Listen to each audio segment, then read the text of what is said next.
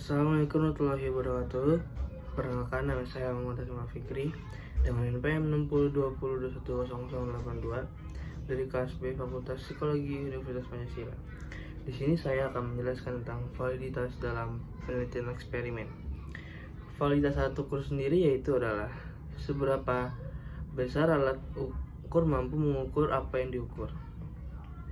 Dalam hal ini, penelitian eksperimen memerlukan validitas dalam penelitiannya. Validitas dalam penelitian eksperimen ini berkaitan dengan validitas internal dan eksternal. Validitas internal mengacu pada hasil yang benar-benar berasal dari variabel bebas atau perlakuan bukan dari variabel lain.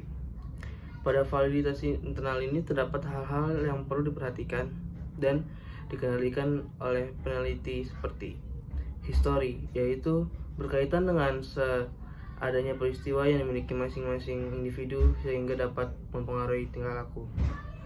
Lalu yang kedua, maturasi, berkaitan dengan perubahan fisik atau mental individu seperti perubahan menjadi lebih termotivasi, tidak termotivasi, atau bosan dan sebagainya. Yang ketiga, testing, atau berkaitan dengan pengaruh pretest terhadap peningkatan post-test.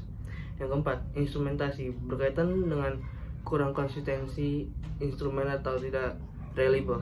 Yang kelima, regresi statistik, berkaitan dengan adanya subjek yang memperoleh hasil pretest yang sangat baik namun ketika post-test mendapat hasil yang sangat buruk, atau dapat terjadi sebaliknya. Subjek dengan hasil pretest yang paling rendah mendapat hasil post-test yang sangat baik. Yang terakhir, yang keenam, seleksi subjek yang berbeda, berkaitan dengan penggunaan dua atau lebih kelompok yang tidak dirandom sehingga dipahami bahwa kelompok dari awal sudah menunjukkan perbedaannya. Lalu sedangkan validitas eksternal berkaitan dengan kemampuan generalisasi hasil penelitian terhadap populasi lain yang representatif.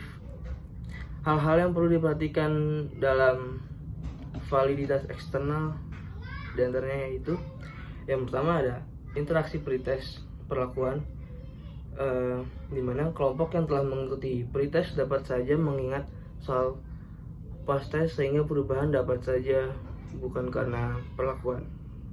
Yang kedua ada interaksi seleksi perlakuan, berkaitan dengan subjek yang tidak dipilih secara acak sehingga membatasi kemampuan peneliti untuk menggeneralisasikan karena keterwakilan sampel dipertanyakan. Yang ketiga ada spesifitas variabel, mengacu pada fakta bahwa suatu studi yang dilakukan dengan subjek yang spesifik, penggunaan instrumen pengukur yang spesifik, pada waktu yang spesifik, dan keadaan yang spesifik. Semua serba harus spesifik. Yang keempat ada pengaturan reaktif, mengacu pada munculnya sesuatu yang baru dari subjek seperti menurunnya minat, motivasi belajar, sehingga penelitian harus dilakukan dalam periode tertentu agar sesuatu yang baru tersebut hilang dan kondisi subjek diupayakan telah stabil. Yang kelima, interferensi perlakuan jamak, muncul apabila subjek yang sama menerima lebih dari satu perlakuan. Yang terakhir, yang keenam, kontaminasi dan bias pelaku eksperimen, yaitu di mana munculnya apabila peneliti memiliki keakraban dengan subjek sehingga secara tidak sengaja peneliti mempengaruhi perilaku subjek. Sekian dari saya, mohon maaf bila ada salah kata atau kurangnya. Saya akhiri. Wabillahi taufiq wal hidayah. Wassalamualaikum warahmatullahi wabarakatuh. Terima kasih banyak.